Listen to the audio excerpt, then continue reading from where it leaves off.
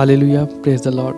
मैं विश्वास करता हूँ आप सब परमेश्वर में अच्छे होंगे। जब हम खुदावंद के वचन में पढ़ते हैं, आइए हम खुदावंद के वचन की ओर बढ़ेंगे। और जैसे हम देखते हैं मत्ती 13 उसकी 4 आयत में यहाँ पे लिखा है कि जब हम 3 आयत से पढ़ते हैं, यहाँ पे लिखा है और उसने उनसे दृष्टांतों में बहुत सी बातें कहीं। एक बोने वाला बीज बोने निकला, बोते समय कुछ बीज मार्ग के किनारे गिरे और पक्षियों ने आकर उन्हें चुग लिया।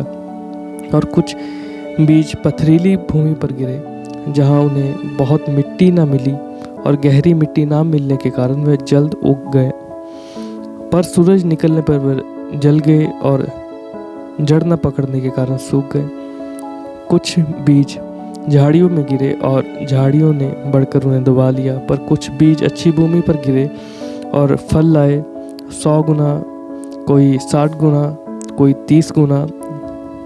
जिसके कान हो वह सुन ले। हालेलुया।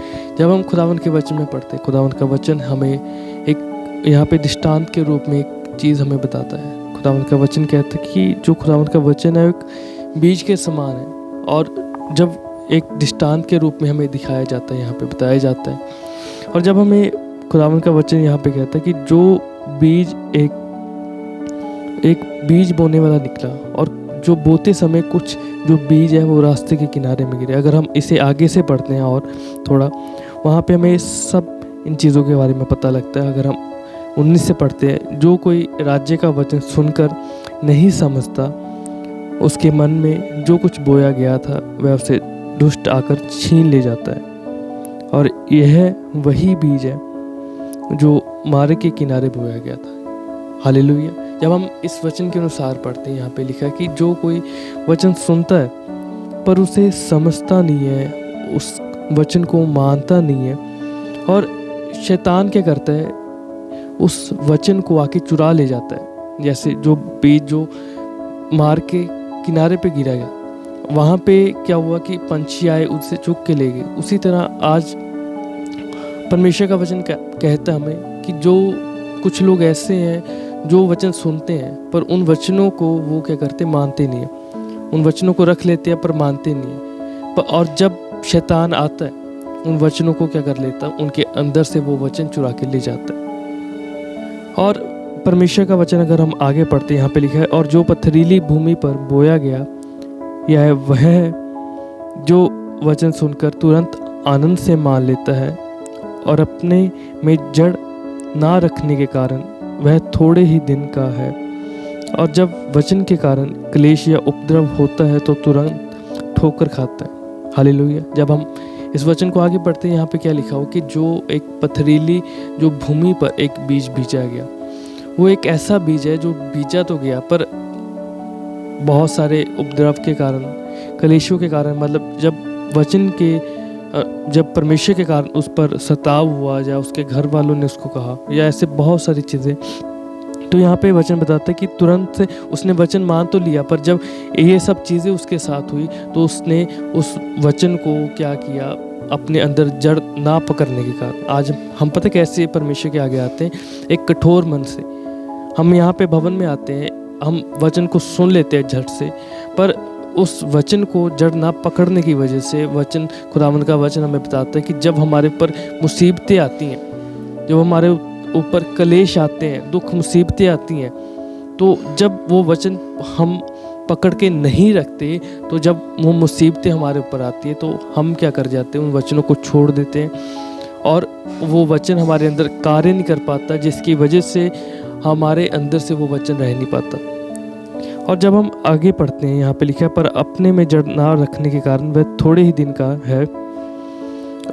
और जब वचन के कारण क्लेश या उपद्रव होता है, क्या लिखा है कि जब वचन के कारण क्लेश या उपद्रव होता है तो तुरंत ठोकर खाता है। मतलब उसने इतनी खुशी से उन वचनों को माना, पर जब उस पर दुख मुसीबत आई, उन वचनों को थामे रहने की वजह से उस दुख और मुसीबतों में फंस के उसने क्या करा, उन वचनों को छोड़ दिया। और उसने अपने मन को ऐसा बना रखा कि वो वचन उसके अंदर कार्य करा ही नहीं।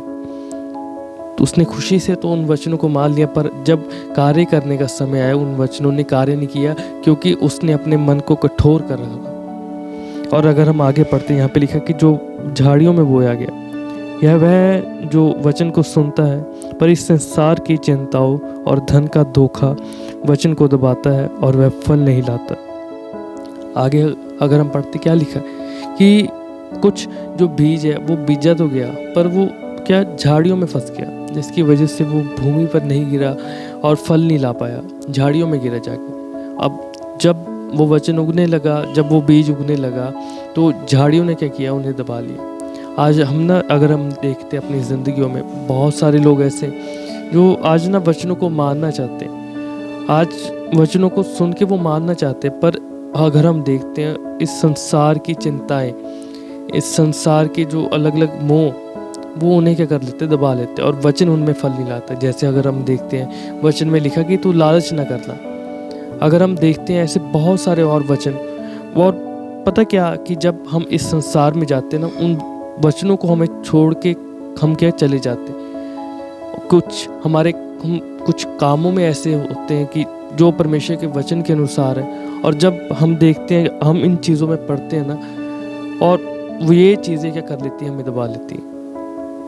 संसार की चिंता है कि हम कैसे रहेंगे, कैसे खाएंगे पिएंगे, और इन चीज़ों की वजह से हमारे अंदर लालच आ जाता है।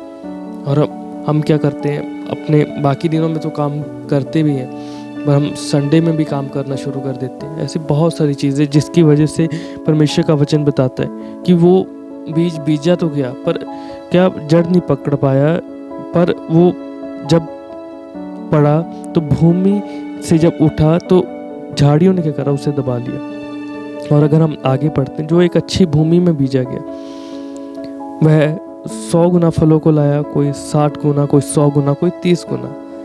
आज परमेश्वर का वचन हमसे पूछता है, हम कैसी भूमि आज, क्या हम एक ऐसी भूमि है जो वचन को सुन के उन पर चलते हैं और वचन को अपने अंदर ग्रहण करते हैं, या हम एक ऐसी भूमि बने हुए हैं आज जो संसार की चिंताओं में फंसे हुए हैं, जिसकी वजह से जब परमेश्वर का वचन कार्य करने पे आता है तो वो कार्य नहीं कर पाता, क्योंकि हम संसार की चिंताओं में फंसे हुए हैं।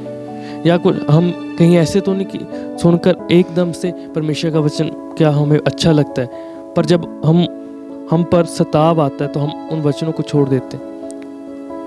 आज अपने जीवनों से देखिए, खुदावंद का वचन कहता है कि एक अच्छी भूमि बीजो। एक अच्छी भूमि पर जब वो बीज बीजा गया तो वो फलों को लाया, कोई 30 गुना, कोई 60, कोई 100। आज अपने आप को एक अच्छी भूमि बनाए, एक अच्छी भूमि जो परमेश्वर के पसंदीदा हो, एक ऐसी भूमि जो परमेश्वर मांगता है हमसे। अपने आप को एक अच्छी भूमि बनाओ, ताकि इस भूमि पर जब खुदावंद का वचन बीजा जाए तब ये फलों को लाए। आज हमारे अंदर, आज हम देखते हैं, हम परमेश्वर के भवन में भी जाते हैं, आज हम देखते हैं कि हम रेगुलर हम प्रार्थना भी करते हैं, अपने घरों में भी क्या वचनों को पढ़ते हैं, पर तब भी ना हमारे जीवनों में परिवर्तन नहीं आ पाता।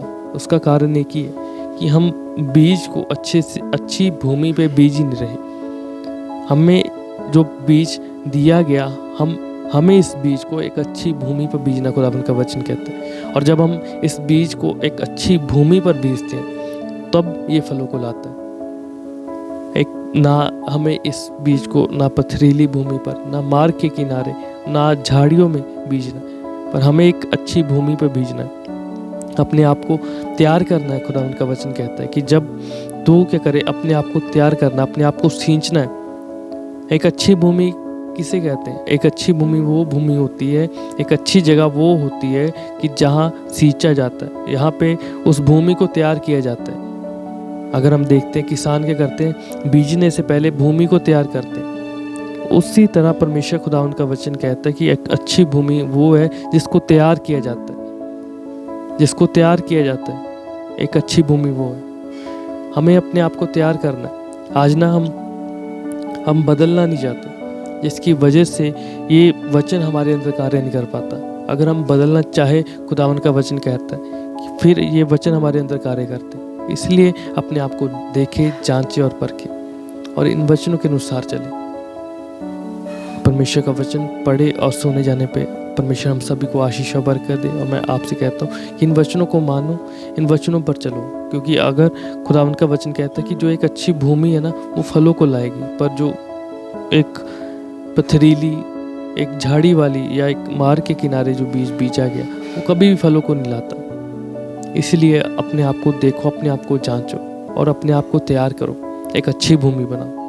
जो हम वचन के ऊपर प्रार्थना करेंगे कि जो आज हमने वचन पढ़ा हम इसके ऊपर चले, हम अपनी आंखों को बंद करेंगे। हालेलुया। महान स्वर्गीय पिता परमेश्वर, शुक्र प्रभु, आपकी महिमा प्रभु, आपकी बढ़ाई और आपकी तारीफ करते प्रभु जी इस समय के लिए प्रभु जो खुदा परमेश्वर जी आपने हमें दिया प्रभु, कि हम फिर से प्रभु जी आपके आगे आ सके प्रभु, आपकी महिमा कर सके प्रभु जी। और प्रभु जिस तरह खुदा परमेश्वर हमने आपके वचन को पढ़ा प्रभु जी, हम एक अच्छी भूमि बने प्रभु जी, और प्रभु एक ऐसी भूमि बने प्रभु जी जिसे सींचा जाए प्रभु जी, और प्रभु एक ऐसी भूमि हो प्रभु जो तैयार की हुई भूमि हो सचमुच प्रभु जी, क्या ताकि जब आपके वचन प्रभु जी इस भूमि पर गिरे प्रभु जी तो सचमुच प्रभु जी ये भूमि फलों को लाए प्रभु। आज हमारे जीवनों में फल इसीलिए नहीं है प्रभु क्योंकि हम अपने आप को तैयार नहीं करते। अगर हम अपने आप को तैयार करेंगे तो आपका वचन हमें बताता है कि हमारे ऊपर जब बीज बीजा जाएगा तो हम फलों को लाएंगे। सचमुच प्रभु जी आज जो हमने पढ़ा प्रभु जी ऐसा ही हमारे जीवनों में हो प्रभु जी, हम एक अच्छी भूमि बने प्रभु जी, आपके वचन के अनुसार चले प्रभु जी, आपके वचन को प्रभु जी हम अपने हृदयों में रखें प्रभु जी। सच में खुदा परमेश्वर जब हम आपके वचन में पढ़ते हैं वहाँ पे लिखा है कि मैंने तेरा वचन अपने हृदय में रख लिया ताकि तेरे विरोध में कोई गुनाह कोई पाप ना करूँ। सचमुच प्रभु अगर आपका वचन हमारे हृदय में रहेगा प्रभु हम पाप से बचे रहेंगे, पाप से दूर रहेंगे खुदा परमेश्वर। सचमुच प्रभु आज का वचन इनके मनों में इनके दिलों में गहरा असर करे प्रभु, और आपके बच्चे ब्लेस्ड हो प्रभु जी।